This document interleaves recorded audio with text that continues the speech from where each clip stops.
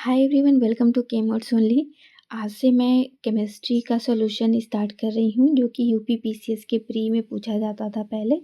अभी UP PCS के pre से केमिस्ट्री शायद हटा दिया गया है, तो बस 2010 तक ही अवेलेबल है मेरे पास। तो लास्ट ईयर से स्टार्ट कर रही हूँ यहाँ पे सॉल्यूशन। तो देखिए, सब यहाँ पे आज के सेशन में 1 से 20 क्वेश्चन यहाँ डिस्कस करूँगी। चलिए देखते हैं। सबसे पहले फर्स्ट वाला क्वेश्चन क्या दिया है। In the following three nitrogen containing compound, select the correct sequence of decreasing basicity using the answer code given below। ये जिस बुक से मैंने क्लिक किया था उसमें ऑलरेडी ये टिक किया हुआ था। तो हम पहले अप्रोच को देखेंगे क्वेश्चन का कैसे करेंगे हम। तो यहाँ पे दिया है फर्स्ट वाले ऑप्शन में R C, इसमें दिया है सबसे पहले R C और सी एन के बीच में ट्रिपल बॉन्ड होता है। और यहाँ पे नाइट्रोजन के कितने हैं, 2 लोन पेयर्स हैं। ठीक, ये 2 लोन पेयर्स हो गए। अब हम सेकेंड वाला ऑप्शन देखते हैं। आर एन एच टू दिया हुआ है। थर्ड वाला ऑप्शन क्या दिया हुआ है, R C H then double bond N R. और सारे नाइट्रोजन पे क्या क्या है, 2 लोन पेयर्स अवेलेबल है। तो जो लोन पेयर इजीली डोनेट करेगा उसको हम बोलेंगे मोस्ट बेसिक है। तो देखिए, सबसे ज़्यादा अवेलेबल नाइट्रोजन का अगर हम इसका हाइब्रिडाइजेशन देखें तो ये sp है, ये sp3 है एंड दिस इज sp2। तो जितना ज़्यादा s कैरेक्टर होता है उतना इलेक्ट्रोनेगेटिविटी होती है कंपाउंड में। तो यहाँ पे जो sp हाइब्रिडाइज है, यहाँ पे ज़्यादा s कैरेक्टर है, तो ये लोन पेयर इजीली डोनेट नहीं करेगा। तो सबसे कम बेसिसिटी क्या हो जाएगी, फर्स्ट वाले की हो जाएगी। तो सबसे पहले हमने लिख दिया फर्स्ट का सबसे कम है। देन sp2 यहाँ पे हाइब्रिडाइजेशन है, तो इसकी जो इसमें जो s कैरेक्टर है इस वाले से क्या है, थोड़ा सा कम है। तो यहाँ पे क्या हो जाएगा, सेकेंड वाला हो जाएगा। ये इलेक्ट्रॉन्स अवेलेबल होंगे। सबसे ज़्यादा बेसिसिटी किसकी होगी, sp3 हाइब्रिडाइज्ड जहाँ पे अवेलेबल होगा। तो सबसे ज़्यादा इजीली ये वाला नाइट्रोजन अपना इलेक्ट्रॉन डेंसिटी को डोनेट कर सकता है। इस वजह से सबसे ज़्यादा बेसिक नेचर कौन सा हो जाएगा, सॉरी ये थर्ड वाला है सबसे।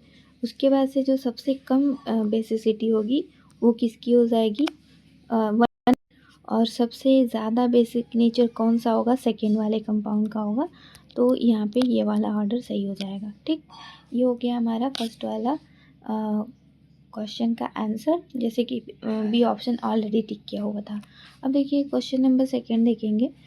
इसको रीड करिए एक बार। इसमें जो दिया हुआ है एक्स कंपाउंड को फाइंड करना है। Compound x having molecular formula C6H10O gives a positive test with 2,4-DNPH and hydroxylamine. It gives negative test with Tollens reagent. Tollens reagent के साथ में क्या दे रहा है, नेगेटिव टेस्ट दे रहा है। And positive test with I2NaOH। The structure X, जो स्टार्टिंग एक्स मटेरियल होगा वो क्या होगा वो पूछ रहा है इसमें। ठीक, तो इसमें सारे जितने भी रिएजेंट्स दिए हुए हैं उनका सेलेक्टिविटी पता होना चाहिए। ये 2,4-DNPH क्या होता है, इसको बोलते हैं 2,4 डाइनाइट्रोफिनाइल हाइड्राजीन। ठीक, इसकी सेलेक्टिविटी मतलब ये क्या देता है, मतलब कौन सा वाला कंपाउंड का टेस्ट हम करने के लिए ये यूज़ करते हैं रिएजेंट। जनरली हम इससे एल्डिहाइड और कीटोन का हम डिटेक्शन करने के लिए यूज़ करते हैं। ठीक, इसको हम दूसरे नाम से भी जानते हैं, इसको बोलते हैं ब्रैडीज रिएजेंट। ठीक, ये ऑरेंज कलर का होता है, सॉलिड में प्रेजेंट होता है। तो इतना इसका नहीं देखना है, बस ये देखना है कि जो रिएजेंट दिया है वो कौन सा टेस्ट के लिए यूज़ किया जाता है। तो इसमें तो देखिए सारे ऑप्शन में कीटोन, यहाँ पे भी कीटोन, यहाँ एल्डिहाइड और यहाँ पे भी कीटोन। तो जो फर्स्ट वाला ऑप्शन है उससे कंफर्म नहीं हो पा रहा है हमारा कि कौन सा वाला ऑप्शन सही होगा, क्योंकि वो सब क्या देता है, एल्डिहाइड कीटोन दोनों टेस्ट देता है। अब सेकेंड वाला ऑप्शन देखेंगे। इसमें सेकेंड वाला रिएजेंट क्या दिया है, टॉलेंस का जो रिएजेंट है उसका टेस्ट कर रहे हैं तो निगेटिव टेस्ट दे रहा है। तो टॉलेंस रिएजेंट की सेलेक्टिविटी क्या होती है, टॉलेंस रिएजेंट हम यूज़ करते हैं, पॉजिटिव टेस्ट देता है ये एल्डिहाइड के लिए, कीटोन के लिए नहीं देता। तो ये निगेटिव टेस्ट दे रहा है, इसका मतलब ये तो कंफर्म हो गया कि हमारा जो ऑप्शन करेक्ट होगा वो कीटोन फंक्शनल ग्रुप अवेलेबल होना चाहिए। तो देखिए इसमें एलिमिनेट क्या हो गया, बी वाला ऑप्शन एलिमिनेट हो गया यहाँ पे। अब बाकी जितने भी बचे हैं वो क्या हैं, कीटोन ग्रुप हैं। अब जो लास्ट वाला हमारा रिएजेंट दिया हुआ है उसको ध्यान से देखिए, उसमें दिया है I2NaOH। I2NaOH मतलब आयोडीन टेस्ट कराएंगे अगर हम कंपाउंड में, तो ये जो टेस्ट देता है वो जनरली किसके साथ देता है, ऐसे कार्बोनिल कंपाउंड में कीटोन का टेस्ट देता है जो कि CH3 उसके जस्ट बगल में अटैच हो, इस तरह का होना चाहिए। ठीक, तो इसमें आप ढूंढेंगे कहाँ पे ऐसा दिया हुआ है। यहाँ पे तो दिया नहीं है क्योंकि ये CH2 यहाँ पे है और इधर भी CH2 है, तो ये तो ऑप्शन होगा नहीं।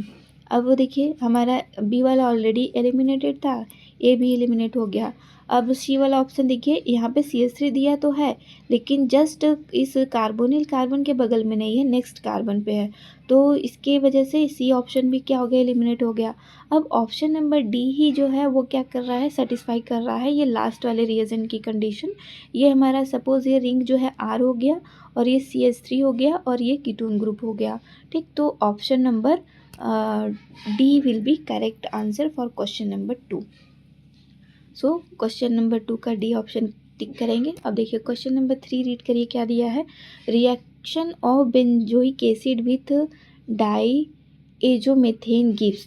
डाईएजोमेथेन के साथ में बेंजोइक एसिड का जब हम रिएक्शन करते हैं, जस्ट सपोज ये बेंजोइक एसिड है CH5COOH, इसका हम जब रिएक्शन कराते हैं किसके साथ, डाईएजोमेथेन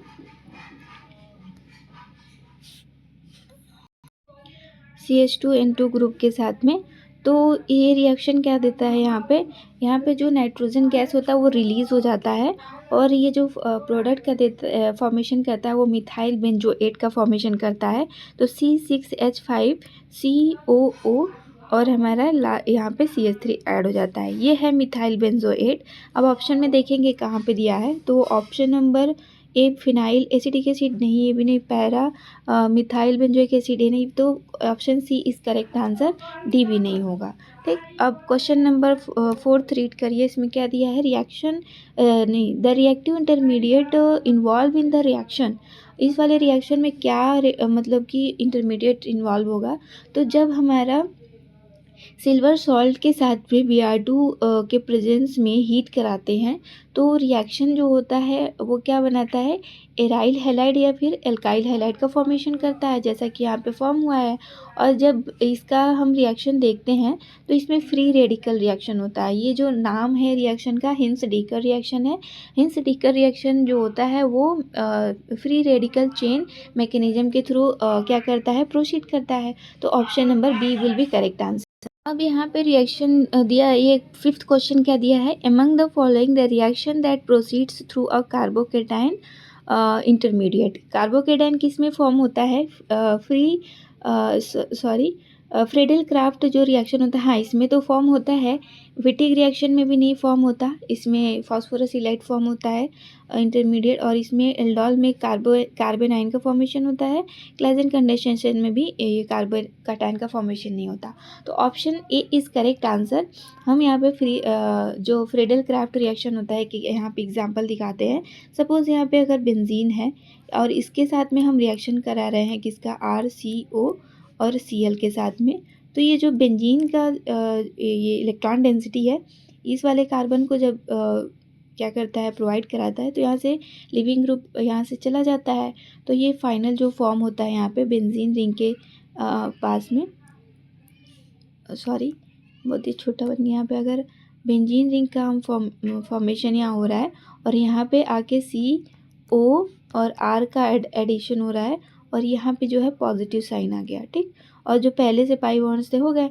अब जो यहाँ पे अगर हम देखें जहाँ पे पॉजिटिव साइन फॉर्म हुआ है, यहाँ पे एक हाइड्रोजन होगा, तो ये अपनी इलेक्ट्रॉन डेंसिटी यहाँ पे डोनेट करके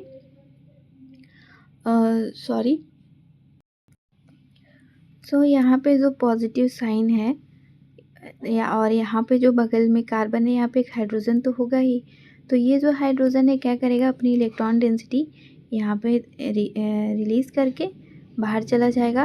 तो ये जो पॉजिटिव साइन है और यहाँ पे नेगेटिव साइन आया तो यहाँ पे एक पाई बॉन्ड आ जाएगा। तो जो एरोमेटिसिटी है इस रिंग की वो रिटेन रहेगी प्रोडक्ट में भी, और इस तरह से फॉर्मेशन वगैरह हो जाएगा। तो हमको बस इतना देखना था कि इंटरमीडिएट क्या बन रहा है, तो यहाँ पे कार्बोकेटाइन बन रहा है। ठीक, अब देखते हैं नेक्स्ट वाला question. Primary alcohol can be prepared by which of the following method. कौन से वाले मेथड से हम प्राइमरी अल्कोहल यहाँ पे बना सकते हैं, इसको देखिए। पहला दिया है ग्रिग्नाल रिएजेंट। तो ग्रिग्नाल रिएजेंट जैसे है यहाँ पे, तो अगर यहाँ देखा जाए तो आर जो होता है निगेटिव साइन में यहाँ पे होता है, और जो यहाँ पे MgX है यहाँ पे मैग्नीशियम पे प्लस हो जाएगा। ठीक, फिर यहाँ पे जो हमारा सबस्ट्रेट दिया हुआ है C double bond O, then यहाँ पे H, देन यहाँ पे H। ठीक, तो ये जो R है अपनी इलेक्ट्रॉन डेंसिटी इस वाले कार्बन को डोनेट करेगा और ये इलेक्ट्रॉन डेंसिटी ऑक्सीजन की तरफ चला जाएगा। तो फिर यहाँ पे क्या हो जाएगा, फॉर्मेशन इसका R जो कि यहाँ पे लगा हुआ था और O माइनस, और जो Mg प्लस है यहाँ पे आके लग जाएगा, और ये जो 2 हाइड्रोजन थे कार्बन के बगल में वो यहाँ पे रहेंगे। ठीक, अब इसका जब वर्कअप हम कराते हैं तो ये क्या होता है, यहाँ से ये ब्रेक होता है, इधर H और इधर OH लग के फॉर्म हो जाता है। तो फाइनल जो हमारा ये वाला सब बना प्रोडक्ट है क्या है, प्राइमरी अल्कोहल है। तो हमारा फर्स्ट वाला ऑप्शन करेक्ट है। सेकेंड वाले ऑप्शन में अगर हम देखें तो मैं डायरेक्टली इसको बताती हूँ। जब BH3 रहता है तो इसमें क्या होता है, BH2 जाके मार्कोनिकॉफ एडिशन रिएक्शन दे देता है। बट यहाँ पे जो है हमारा H2O2 का कंडीशन दिया हुआ है। इस कंडीशन में क्या होता है, एंटी मार्कोनिकॉफ रूल के अकॉर्डिंग H2O का एडिशन होता है, तो OH वहाँ पे ऐड होगा जहाँ पे हाइड्रोजन कम होंगे, तो और हाइड्रोजन ज़्यादा होंगे, और H वहाँ पे ऐड होगा जहाँ पे H कम होगा। तो ये हमारा प्राइमरी अल्कोहल ये भी फॉर्म करेगा। तो option B is also correct. अब देखिए सी वाला ऑप्शन दिया है, मैं इसको यहाँ से रिमूव करती हूँ। तो सी वाले ऑप्शन में भी दिया है इपॉक्साइड। तो इससे अगर हम रिएक्शन कराते हैं ग्रिग्नाल रिएजेंट का तो रिंग ओपनिंग होता है। सी वाले ऑप्शन का जो दिया हुआ है इसमें कंपाउंड, तो रिंग ओपनिंग जब होगा तो यहाँ पे CH2 जो है ऐसे होगा, और एक CH2 है और यहाँ पे O माइनस यहाँ पे हो जाएगा। ठीक, क्योंकि इधर हमने ब्रेक किया है और यहाँ पे प्लस साइन आ गया। तो जो हमारा ग्रिग्नाल रिएजेंट है यहाँ से ब्रेक होगा अगर, तो R माइनस जो है इस वाले कार्बन के साथ में आके लग जाएगा, तो R CH2 हो जाएगा, और यहाँ पे CH2 दिया ही था, और ये O के साथ में क्या हो जाएगा, एक H आके लग जाएगा। तो ये भी प्राइमरी अल्कोहल दे रहा है। तो हमारा जितना भी ऑप्शन दिया है यहाँ पे सारा करेक्ट है। तो लास्ट वाला ऑप्शन दिया है ऑल ऑफ द एबव, तो क्वेश्चन नंबर 6 का ऑप्शन डी करेक्ट हो जाएगा यहाँ पे। अब देखिए 7th वाला क्वेश्चन क्या पूछ रहा है, इसमें बोल रहा है which set of reagent will best carry out conversion so below. कौन से रिएजेंट का यूज़ करके ये कन्वर्जन हम कर सकते हैं, ये पूछ रहा है यहाँ पे। तो यहाँ पे दिया है फर्स्ट वाले ऑप्शन में HBr परऑक्साइड। तो यहाँ पे तो एडिशन रिएक्शन कभी भी बेंजीन देता नहीं है, क्योंकि इसकी एरोमेटिसिटी क्या हो जाएगी, लॉस्ट हो जाएगी। तो यह ऑप्शन तो होगा नहीं। ठीक, अब देखिए सेकेंड वाला ऑप्शन अगर हम देखें तो यहाँ पे Br2 दिया है और ये FeBr3 दिया है। तो यहाँ पे क्या हो जाएगा, ये रिएक्शन दे सकता है, क्योंकि जो हमारा Br2 है यहाँ पे Br, ये क्या करेगा, इसके पास Br के पास कुछ लोन पेयर होंगे, तो Fe जो होता है आयरन, इसके पास क्या होता है, वैकेंट d ऑर्बिटल होता है, अपनी इलेक्ट्रॉन डेंसिटी आयरन को दे देगा। तो फिर यहाँ पे Br जो है और ये Br जो है, यहाँ पे पॉजिटिव साइन आ जाएगा Br के ऊपर में, और यहाँ पे Fe Br3 तो था ही। ठीक, तो अब क्या हो जाएगा, यहाँ पे ये जो इलेक्ट्रॉन डेंसिटी है अपना जहाँ पे Br है, सॉरी ये अपना ये इलेक्ट्रॉन डेंसिटी इधर दे देगा, तो ये इतना पोर्शन जो है इस वाले रिएजेंट से क्या हो जाएगा, बाहर रिमूव हो जाएगा, और जो हमारा ये बचा है यहाँ पे इलेक्ट्रॉन डेफिशिएंट हो जाएगा। तो ये पाई इलेक्ट्रॉन डेंसिटी जो है अपने रिंग का, इसको डोनेट कर देगा। तो फिर जैसे रिएक्शन होता है, जैसा बता रही हूँ आगे मैं, यहाँ पे Br प्लस को क्या किया, अपनी इलेक्ट्रॉन डेंसिटी डोनेट कर दिया। डोनेट करने के बाद से जो हमारा रिंग है यहाँ पे, ये रिंग इस तरह से है, तो यहाँ पे Br लग गया, तो फिर ये यहाँ पे प्लस साइन आ जाएगा, यहाँ पे ये हो जाएगा, ऐसे हो जाएगा। फिर यहाँ पे जो H है यहाँ से अपनी इलेक्ट्रॉन डेंसिटी इधर दे के बाहर चला जाएगा और फाइनली हमको इस तरह से जो प्रोडक्ट दिया हुआ है फॉर्मेशन हो जाएगा। Br को कहीं भी लगाएं, बात तो वही है। तो option B is correct answer here. और भी ऑप्शन देख लीजिए, उसमें भी नहीं हो सकता क्योंकि सब में एडिशन रिएक्शन नहीं होगा पॉसिबल। तो यहाँ पे भी एसिडिक कंडीशन देता, H देता, तो ये पॉसिबल हो सकता था, और यहाँ पे भी ये नहीं होगा आंसर। तो क्वेश्चन नंबर 7 का option B is correct answer. अब 8th वाला देखिए, इसमें क्या दिया है कि list one with list 2 and select the correct answer by using the code given below the list. जो कोड दिया हुआ है उसको हमको यहाँ पे सेलेक्ट करना है किसके साथ में कौन सा रिएक्शन दे सकता है।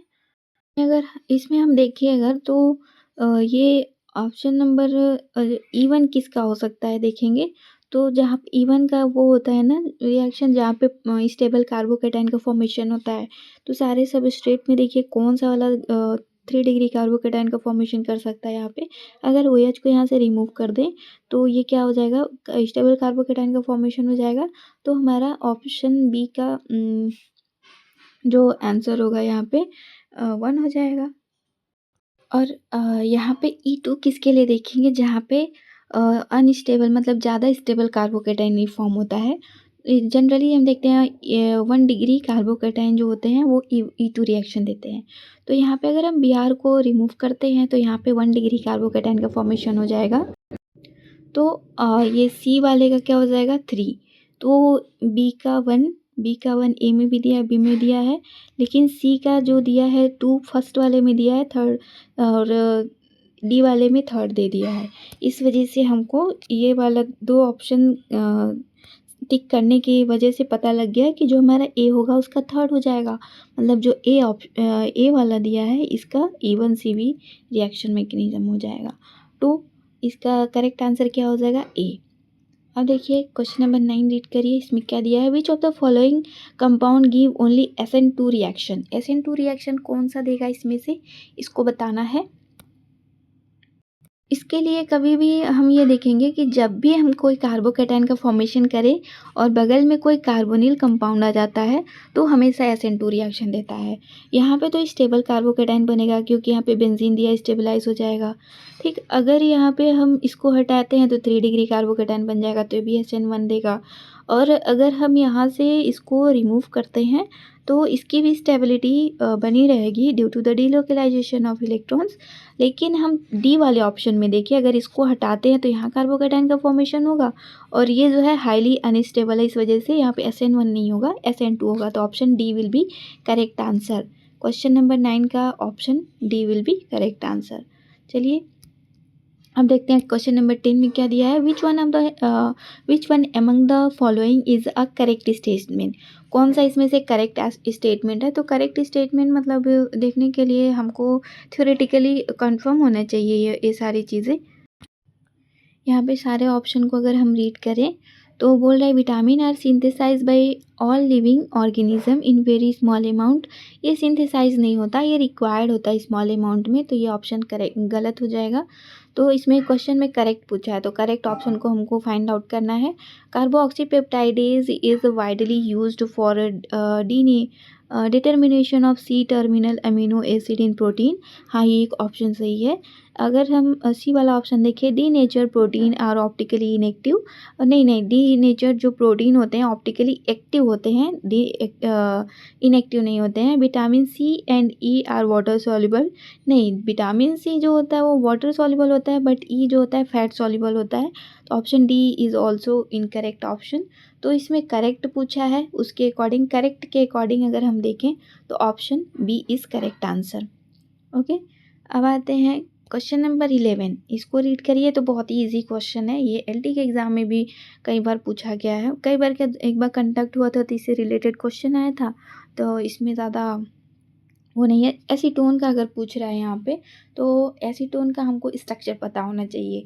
तो यहाँ पे देखिए, अगर मैं स्ट्रक्चर ड्रॉ करूँ, स्ट्रक्चर अगर एसीटोन का यहाँ पे ड्रॉ करूँ मैं, CH3C double bond O and then again CH3।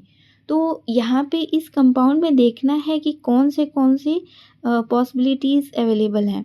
तो ऑक्सीजन के पास लोन पेयर भी अवेलेबल है, ठीक। ऑक्सीजन के पास कितने होते हैं, 2 लोन पेयर्स होते हैं।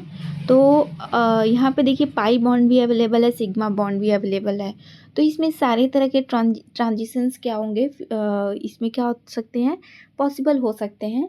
तो देखिए जिसमें दिया होगा सिग्मा टू सिग्मा स्टार भी पॉसिबल होगा इसमें, और पाई से पाई स्टार भी क्या हो जाएगा, पॉसिबल हो जाएगा, क्योंकि पाई बॉन्ड दिया है। और जो नॉन बॉन्डिंग इलेक्ट्रॉन्स हैं वो भी क्या हो जाएंगे, पाई स्टार में ट्रांजिशन कर सकते हैं। तो ये option D is correct answer. Possible transitions और भी हो सकते हैं, जैसे नॉन बॉन्डिंग से पाई स्टार में भी, तो इसमें हो गया। तो option D is correct answer for 11th question. Question number 12 read करिए। इसमें भी मैंने which of the following compound has highest V max, V max किसके पास सबसे ज़्यादा है, वहाँ पे ज़्यादा होगा जहाँ पे कार्बन और ऑक्सीजन के बीच का जो डबल बॉन्ड है जल्दी से ब्रेक नहीं होगा। ठीक, तो यहाँ पे अगर हम देखें फर्स्ट वाले ऑप्शन में, तो ये ऑक्सीजन जो है अपनी पाई इलेक्ट्रॉन को क्या करेगा, इधर अगर मूव करता है तो ये कार्बन और ऑक्सीजन के बीच का जो पाई इलेक्ट्रॉन है वो ऑक्सीजन की तरफ शिफ्ट हो जाएगा। तो ये जो डबल बॉन्ड है मतलब अवेलेबल नहीं है, जिससे कि ज़्यादा अवेलेबल नहीं है जिससे कि बी मैक्स ज़्यादा हो। ठीक, हमको वहाँ देखना है कहाँ पे सबसे कम पॉसिबिलिटी है कि ये कार्बन और ऑक्सीजन की बॉन्ड की ब्रेकिंग ना हो सके। अगर यहाँ पे देखें तो ये जो ऑक्सीजन के लोन पेयर होंगे इधर भी अवेलेबल है जाने के लिए, और इस साइड भी अवेलेबल है। तो CO को 50% ही मिल रहा है और यहाँ पे 100% मिल रहा था ए वाले ऑप्शन में, तो ये तो बिल्कुल करेक्ट इनकरेक्ट हो गया। ठीक, तो इसमें बी वाले ऑप्शन में देख सकते हैं, बट अगर नेक्स्ट वाला ऑप्शन भी अगर हम चेक करें, सी वाला ऑप्शन देखिए, इसमें क्या दिया है, जो ऑक्सीजन है अपना इलेक्ट्रॉन डेंसिटी तो देगा ही देगा, पर यहाँ पे जो पाई बॉन्ड अवेलेबल है ये भी अपनी इलेक्ट्रॉन डेंसिटी देके इसको ब्रेक करना चाहेगा। तो 200% ब्रेक हो रहा है यहाँ पे कार्बन और ऑक्सीजन के बीच की बॉन्ड, तो ये वाला भी नहीं ऑप्शन से करेक्ट होगा। अगर हम यहाँ पे देखें तो ये जो पाई इलेक्ट्रॉन्स सॉरी सिग्मा ये जो लोन पेयर हैं ऑक्सीजन के यहाँ पे अवेलेबल है इसको देने के लिए 100%, और इधर तो दे नहीं पाएगा क्योंकि ये क्या है, कार्बन से लगा हुआ इधर ऑक्सीजन है, तो इधर जाने की पॉसिबिलिटी नहीं है। इस वजह से ए और डी वाले में सिमिलर कंडीशन है, तो ये करेक्ट नहीं होगा।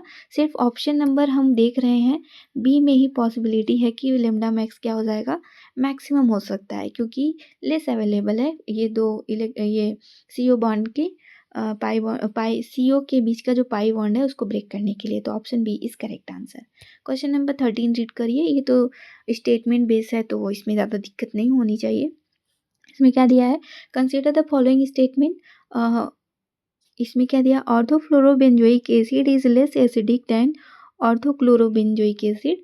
जो फ्लोरोबेंजोइक एसिड होगा वो ऑर्थोक्लोरोबेंजोइक एसिड से क्या कह रहा है, लेस एसिडिक होगा। ठीक, और intramolecular hydrogen bonding in orthofluorobenzoic acid is decrease acidity. तो यहाँ एजर्शन दिया वो तो करेक्ट है ही है, और रीज़न भी करेक्ट है। अब फर्स्ट वाले अगर एजर्शन में अगर हम देखें तो जो हमारा जैसे सपोज ये बेंजीन रिंग है और यहाँ पे COOH लगा हुआ है और यहाँ पे फ्लोरीन है। ठीक, तो फ्लोरीन ज़्यादा इलेक्ट्रोनिगेटिव एटम है तो यहाँ पे हाइड्रोजन बॉन्डिंग लग जाएगा। तो जो हमारा फ्लोरीन होता है, क्लोरीन से मोर इलेक्ट्रोनिगेटिव होता है, इस वजह से ये ज़्यादा हाइड्रोजन बॉन्डिंग यहाँ पे बनाएगा और इसको लेस एसिडिक कर देगा। तो ऑप्शन हमारा ये एजर्सन रीजन दोनों करेक्ट है, तो ऐसे ऑप्शन को चूज़ करेंगे जहाँ पे दिया हो। तो यहाँ पे देखिए दिया है both A and B are true and R is the correct explanation. हाँ, करेक्ट एक्सप्लेनेशन भी है। अब आइए क्वेश्चन नंबर 14 पे रीड करिए क्या दिया हुआ है। Consider the following statement, mesotartaric acid is a disymmetric, D sugars are always destrorotatory, symmetrical isomers show diastereomerism, enantiomers are always optically active। अब इसमें ढूंढना है कि कौन सा ऑप्शन इसमें से सही होगा। तो इसमें 3 और 4 ऑप्शन एक बार चेक करिए कैसे क्या दिया हुआ है। सिमेट्रिकल आइसोमर शो डायस्टेरियोमर्स कि इसमें दे रहा है डायस्टेरियोमर्स शो करेगा, तो बोल रहा है ज्योमेट्रिकल आइसोमर शो डाइस्टेरियोमर। तो हाँ, ये वाला ऑप्शन करेक्ट हो जाएगा। अगर हम फोर्थ वाले को देखें, enantiomers are always optically active, तो हाँ ऑप्टिकली एक्टिव होते हैं जो एनेंशियोमर्स होते हैं। बट मेसोटार्टरिक एसिड की बात मेसोटार्टारिक एसिड को बोल रहा है यहाँ पे डिसिमेट्रिक है, पर ऐसा नहीं होता। ये ऑप्शन इनकरेक्ट हो जाएगा क्योंकि it's mirror image will be superimposable on it and D sugar is always dextrorotatory. नहीं, ऐसा नहीं होता है। एल शुगर भी अवेलेबल होता है जो कि एल शुगर आर ऑलवेज, इसको नहीं बोल सकते, ये ऑप्शन करेक्ट नहीं है। तो option 3 and 4 is correct, so option D will be correct here. Question number 15 read करिए। Which one of the following is the correctly matched. कौन सा करेक्टली मैच कर रहा है यहाँ पे?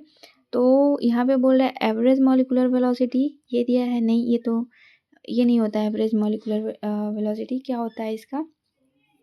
8 RT/πm होता है। तो इस वजह से यहाँ पे 3 RTM दिया है, तो ये गलत हो गया। And rate of diffusion of gases अगर हम देखें तो ये भी ऑप्शन नहीं दिए होगा करेक्ट, ये भी इनकरेक्ट है। 5 RT/m हम तो कोई पढ़े ही नहीं इसमें। और रूट मीन स्क्वायर वेलोसिटी अगर दिया हुआ है इसमें, तो रूट मीन स्क्वायर वेलोसिटी क्या होता है? 3 RT/m होता है। इस वजह से ये भी इनकरेक्ट हो गया। मोस्ट प्रोबेबल वेलोसिटी अगर हम देखें तो 2 RT/m होती है। इस वजह से ऑप्शन 15 का जो डी है वो सही हो जाएगा। क्वेश्चन नंबर 16 रीड करिए। इसमें क्या दिया? Which one of the following salt has same 1/2 factor as that of K4FeCN6। तो 1/2 फैक्टर्स हम सेम कैसे बताते हैं? नंबर ऑफ आयन सेम होने चाहिए। यहाँ पे K4 दिया हुआ है और इसके अंदर में क्या दिया हुआ है इस ब्रैकेट के? Fe एंड देन यहाँ पे Cn का 6। तो अगर इसमें देखा जाए तो आयंस कितने हैं? K+ यहाँ पे दिया हुआ है और FeCN6 अगर हम देखें तो इसका जो आयंस कितना होगा? यहाँ पे हो जाएगा यहाँ पे हो जाएगा -4। तो इसको ये हो जाएगा -4। तो एक आयन ये हो गया और ये 4 आयन ये है। तो टोटल इसमें कितने आयन्स हो रहे हैं? 5 हो रहे हैं। तो अब ऐसा कंपाउंड हमको देखना है जिसके नंबर ऑफ आयन्स 5 होंगे। अगर Al2 को यहाँ पे ब्रेक करेंगे तो Al पे क्या हो जाएगा? +3 हो जाएगा। और SO4 को यहाँ पे देखें हम तो इसमें क्या हो जाएगा? SO4 पे -2। तो यहाँ पे भी क्या हो जा रहा है? 5 हो जा रहा है। और NaCl में तो 2 ही है, यहाँ पे 2 है। SrCl2 में देखें तो 3 है। AlCl3 में देखें तो 4 है। तो 5 किस में आ रहा है? ऑप्शन बी में आ रहा है। तो क्वेश्चन नंबर 16 का option B will be correct answer. Okay, अब आते हैं नेक्स्ट वाला क्वेश्चन। देखिए क्या दिया है। Question number 17। Which one of the following salt on hydrolysis will give a solution with pH more than 7? तो कौन सा इसमें मोर देन 7 देगा जो कि बेसिक नेचर का होगा ओबियसली। तो इसमें ढूंढना है कि कौन सा स्ट्रॉन्ग बेसिड के साथ में मिलके यहाँ पे सॉल्ट का फॉर्मेशन किया गया है। तो इसमें अगर हम देखेंगे तो देखिए सारे ऑप्शन में सी वाला ऑप्शन जो दिख रहा है इसमें वीक एसिड दिख रहा है। ये वाला वीक एसिड है, ये वीक एसिड और स्ट्रॉन्ग बेस का यूज़ किया गया है NaOH का, और यहाँ पे वीक एसिड का। तो ऑप्शन सी ही करेक्ट होगा। बाकी और सारे ऑप्शन को अगर हम देखें, K2SO4 किससे मिलके बना है? तो it is a salt of strong acid H2SO4 and strong base KOH। तो ये वाला ऑप्शन तो होगा नहीं क्योंकि इसमें स्ट्रॉन्ग एसिड है तो लेस देन 7 होना चाहिए, पर हमको पूछा है मोर देन 7 होगा pH। और KNO3 को देखें तो ये डिसोसिएट इन देयर आयन, ये अपने आयन्स में बहुत ही अच्छे से ब्रेक हो जाएंगे K+NO3- में। सो ये जो होता है react significantly with added H+ and OH मतलब minus to prevent the pH shift. PH shift को इफेक्ट ही नहीं कुछ करने देगा, मतलब कि ना जो है वही रहेगा, ना ही बेसिक नेचर हो सकता है ना एसिडिक हो सकता है। स्ट्रॉन्ग जो होते हैं आपस में आयंस में ब्रेक हो जाते हैं, इस वजह से नहीं होगा। और NaCl की हम बात NH4Cl की बात करें इसमें, तो अमोनिया और इसमें अमोनिया और HCl का यूज़ किया गया होगा, तो इसमें भी क्या हो जाएगा? ये भी एसिडिक होता है ज़्यादा, तो कम होगा 7 से। तो इसमें सूटेबल ऑप्शन करेक्ट क्या था? सी हो जाएगा, क्योंकि इसमें ही क्या दिया है? वीक एसिड दिया है, स्ट्रॉन्ग बेस दिया है। स्ट्रॉन्ग बेस है तभी इसका क्या होगा? पीएच की वैल्यू जो होगी मोर देन 7 होगी।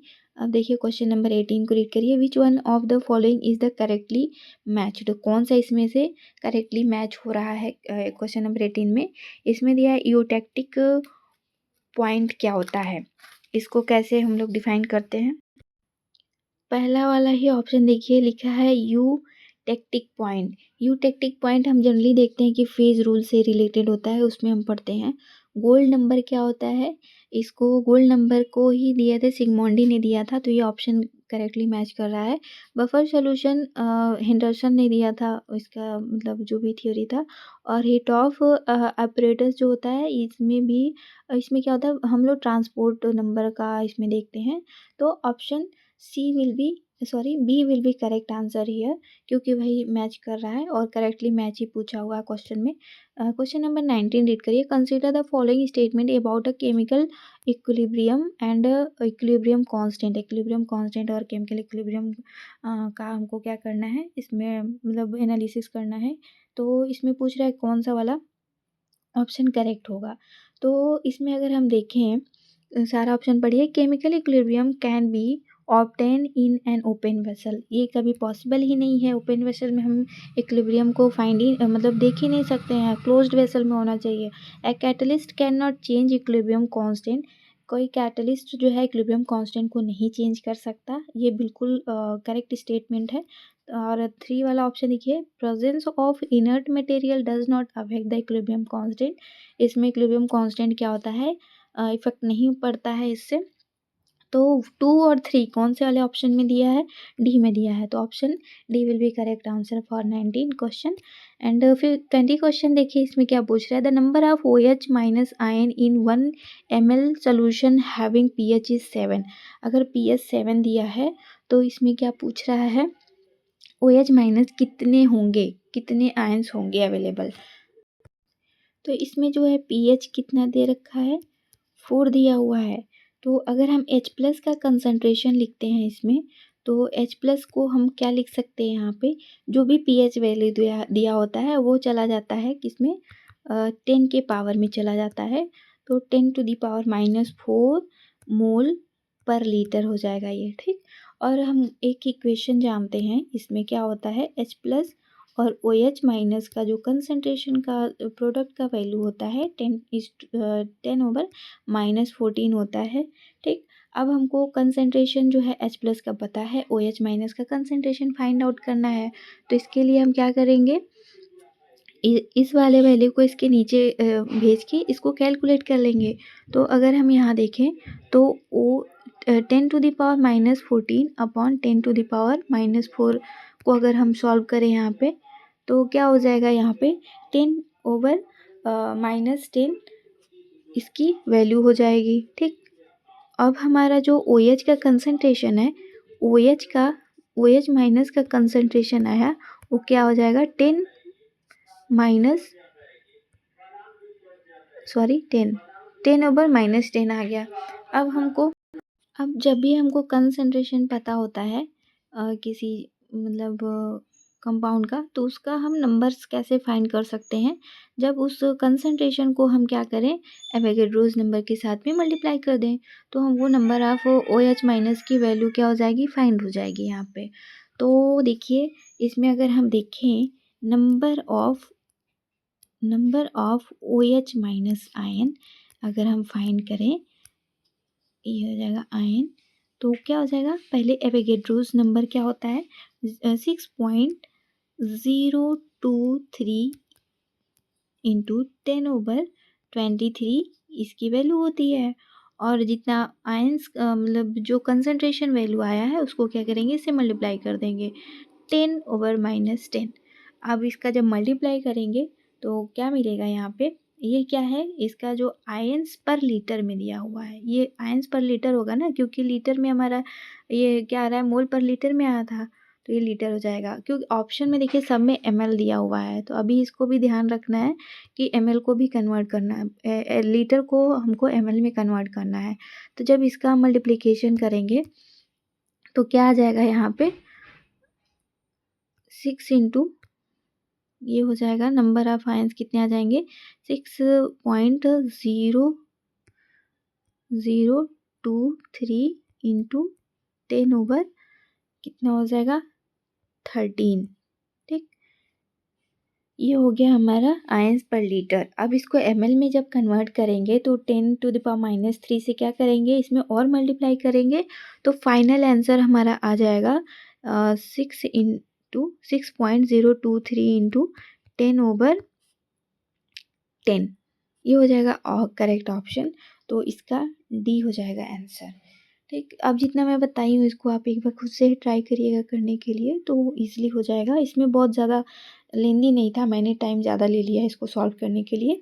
फटाफट इसमें क्या करना है, OH माइनस का कंसनट्रेशन फाइंड आउट करना है, और वो कंसनट्रेशन जो आता है उसको एवोगैड्रोस नंबर से क्या करेंगे, मल्टीप्लाई कर देंगे, तो वो फाइंड हो जाएगा। और उसमें यूनिट का ध्यान देंगे उसमें, क्योंकि आयंस पर ml में पूछा हुआ है। तो आज ये रहा आज का 1 to 20 क्वेश्चन का यहाँ पे डिस्कशन। मिलते हैं नेक्स्ट वीडियो में नेक्स्ट क्वेश्चन के साथ। उसमें मैं 21 से 40 तक का क्वेश्चन का डिस्कशन करूँगी। तब तक आप पढ़ते रहिए, प्रिपरेशन करते रहिए। Thank you.